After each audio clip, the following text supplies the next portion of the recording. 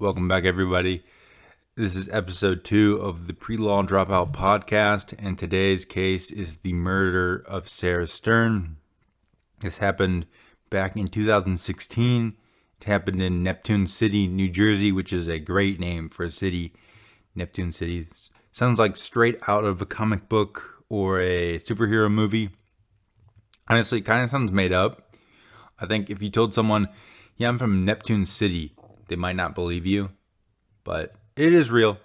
It's in New Jersey. It's a small town. It's one of those towns true crime loves to talk about, where it's like nothing bad could ever happen here, right? True crime loves these kind of towns where everybody knows everybody and, you can't do anything without everybody finding out, that kind of thing. So it did happen in a small town. So we're in Neptune City, New Jersey. It is 2016, and we're talking about the murder of Sarah Stern. She was murdered by her childhood friends for her inheritance money, which isn't too common. And I was trying to come up with a theme for this case like I did last week, and I was going to go with something along the lines of, know who your real friends are, or, really watch out for who you trust or something like that. But it was like, murdering your friends for their inheritance money just isn't common. That doesn't happen all the time. Most people don't do that. So I thought, it's not really something you should be looking out for or watching out for, because it just doesn't happen too often. Most people don't do that. Normal people don't do that. Liam Mcatasney was, a psychopath. So, what can you say? Most people don't do that. So it's not really something to be vigilant, you don't have to be vigilant about that. So anyways, the murder of Sarah Stern. So all of the people involved in this case have known each other for years. And they graduated high school in 2016, which is weird because I graduated high school in 2016. So this case is kind of extra weird for me personally, because, I graduated the same year they did. And, at the same time I was doing whatever I was doing, Liam Mcatasney, and they were planning murders. So it is extra weird. Anyways, like I said, they all grew up together. Neptune City is a small town in New Jersey, and they knew each other pretty well. Obviously, true crime at the end of the day is entertainment, so I don't know if the best friend angle is true 100% or not. I always see that they were best friends, and Liam has, said in interviews and interrogations that he was, quote, like her closest friend. So I don't know how good of friends they were, but, I would imagine that they were at least friends to some degree, or you would have had someone come out and say, Liam hated Sarah, or Sarah hated Liam, or vice versa, whatever. Back to what I was saying about true crime. True crime entertainment, that is what it is at the end of the day. So, we just always run with the they were best friends angle, because it sounds more interesting than, just murdering some random guy on the highway. But they were friends, and Sarah trusted Liam. Liam trusted Sarah. So there was a betrayal aspect, no matter what is true. Whether they're best friends or just, kind of acquaintances, there was a level of trust, and there was a betrayal. And true crime likes to portray it like they were the Three Musketeers, the Three Amigos. So that's just what we're going to roll with for today. I don't know. I wasn't there. I don't have any insight on their friendship, but it does seem like they were at least to some degree friends. And they did grow up together. And it is a small town there. That much is true. You can't debate that fact. So Preston Taylor, who is Liam's roommate, Liam Mcatasney and Sarah Stern, Three Musketeers. That's what we're going to go with for today. All right. And, one of the Musketeers strangled the other Musketeer for their inheritance money. And then the third Musketeer helped the first Musketeer throw the second Musketeer's body off of a bridge. All right. That's the story. So Liam comes up with this plan once he finds out about Sarah's inheritance money. And he plans it for months. He is really cold and calculating. That's the best way to describe it. And this is probably the best plan I've covered on my channel so far. And it's funny that it comes from a teenager. So, you have Dan Wozniak, Chris Watts, Grant Amato, etc., all these adults, and then you have Liam Mcatasney, the only one who comes up with a good plan to actually get away with a murder. So Liam plans this for months. He's watching how she drives, how she's pulling out of the driveway so that he can mirror it on the day of the murder when he pulls out, because obviously the garage camera is going to see him driving out of Sarah's driveway, and he actually does pull out the same exact way that she does. Now, it looks like Sarah's driving when he does, but obviously it's him. We know that now. He was very meticulous. He got the details right. If he wouldn't have confessed, I don't know. Obviously, I can't say for sure, but he probably would have gotten away with it. Preston Taylor seemed like he might have cracked under the pressure eventually, but I don't know. Obviously, I can't tell you what would have happened.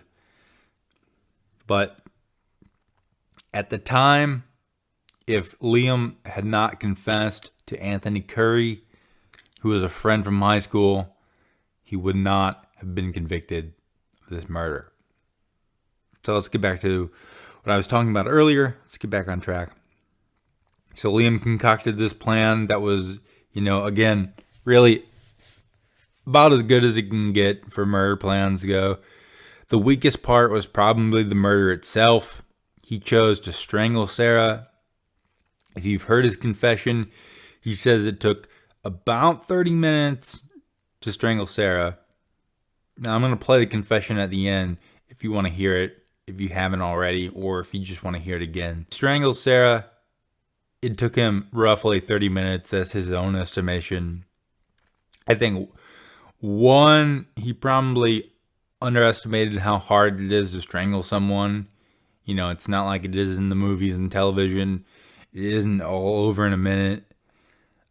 So I think, he underestimated how hard it is to actually strangle someone. 2, I think he overestimated his own strength. Now, Liam isn't a particularly weak person, but I don't think he's really a particularly strong person either.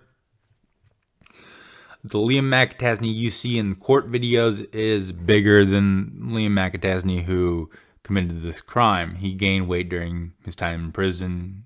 A lot of people do. There's nothing to do in prison. You're just sitting in a cell most of the time, eating food. So a lot of people gain weight.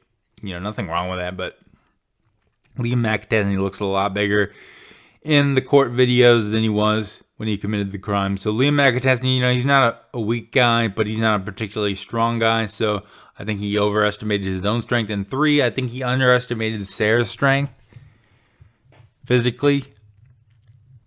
And, you have to keep in mind, she's fighting for her life, all right? And she only needs to get away for like 15 seconds. 10, 15 seconds, that'll probably do it. I mean, they have a neighbor's camera footage of him pulling out of the driveway, so I'm sure the neighbors were right there. If she gets away for 10, 15 seconds, it's pretty much over for Liam. I'm sure they would have hurt her. That's probably the weakest part of his plan, is the actual murder. So it takes him about 30 minutes to strangle Sarah to death with his own hands, which is the most intimate way to kill someone. Murder is murder, but the way you do it There are a lot of ways to do it. You can go, bullet to the back of the head, all the way to, strangling someone with your own hands. Just the betrayal. It's hard to, I'm sure you understand. So Liam has now murdered Sarah, and he calls his roommate Preston to help him move the body. And this is when Preston obviously becomes a accessory to the murder after the fact.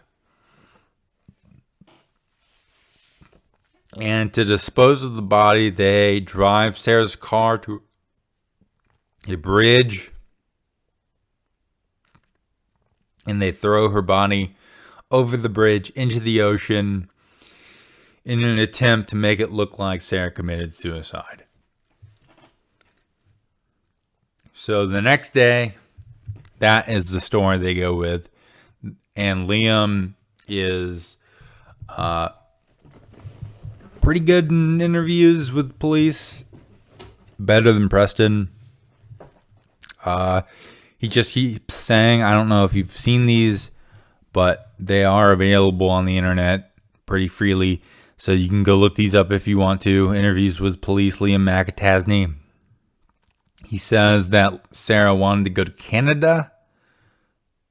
He also says that they were close friends. He also says that she was depressed. He also says that she wanted to just go. Like Stewie from PreLawDropout. Let's just go. Let's just get on our bikes and just go. Right? Yeah. So he tries to make it look like Sarah wanted to commit suicide. And that's obviously what they set her up to look like with the car on the bridge. And then he asks, what are the chances that she's not, somewhere all the way out in the ocean? It's like, that's a weird question to ask about your friend who's missing.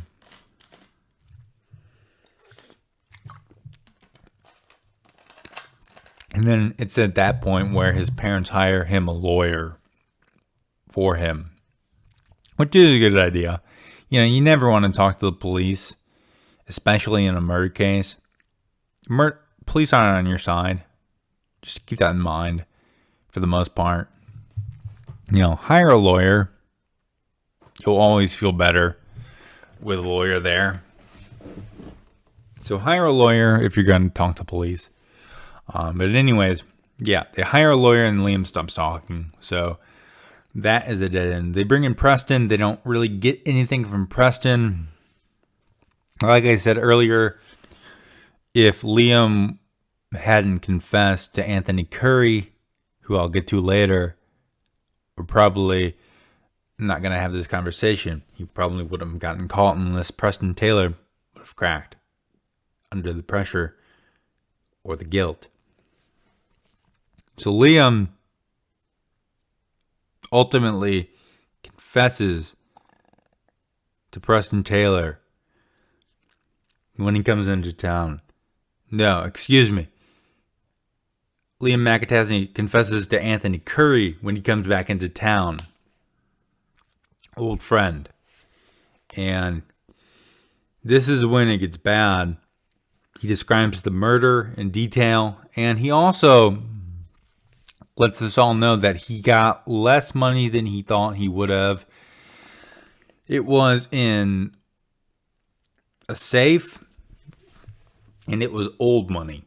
It was old money. It was worn out currency. So if you don't know this, the U.S. Federal Reserve, they destroy money regularly to, keep the money in circulation, new. So you're not going to see bills from the 70s and the 80s and the 90s too often anymore. They regularly destroy old currency. Coins, that's another story. You'll see coins from the 70s, the 80s, the 90s, all the time. But bills, they wear out a lot easier than coins. So they get destroyed regularly by the Federal Reserve. So you're not going to see a lot of money from the 70s and the 80s and the 90s anymore. If If you took $100 in bills from 100 random people, you're probably not going to find anything older than the 1990s. I think I looked through my wallet earlier today, and the oldest bill was from 2013. So, yeah. But anyways, Liam got this money. It was a lot less than he thought it was going to be. I think he thought it was going to be upwards of $50,000, but he ended up getting less than $10,000, something around $7,000. And it's in this, unique worn out currency from like the 70s and 80s. So he can't really spend it without arousing suspicion. And it's not like it's going to go into an ATM pretty well. So he's got this $7,000 that he can't do anything with. So he has essentially just murdered his childhood friend for nothing. He's murdered his childhood friend and thrown her body over a bridge into the ocean for nothing. For nothing. Because, again, he has these bills that he can't do anything with because, they're, one, really old, and they're unique, they're worn out. Currency, and if he spends it, it's going to arouse suspicion. So he can't do anything with it, and again, it's a lot less than he thought he was going to get. Significantly less. So he's essentially murdered Sarah Stern at this point for nothing. And he has all of this weight on his shoulders for, again, nothing. So he ends up telling Anthony Curry, everything, essentially. And Anthony Curry was not wearing a wire, but his car was rigged to record the conversation between him and Liam. And that is how they get the confession from Liam. And that is ultimately, the biggest piece of evidence that the prosecution has. And then, later on, Preston decides to turn on Liam as well. And he takes a plea deal along with his confession and, testimony against Liam, who eventually gets life in prison without the possibility of parole. So that is, I guess, one nice point, I guess, that Liam won't be out on the streets ever again. He's probably someone that you can't rehabilitate, that, isn't going to be very good in society. He killed his childhood friend over $7,000. $7,000. And he didn't even get anything out of it at the end of the day, which is kind of, I don't know. It's not, but whatever. $7,000 killing your childhood friend. Now you're in prison for life.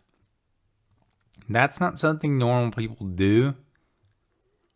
Okay, Liam, buddy, if you're hearing this, normal people don't do that.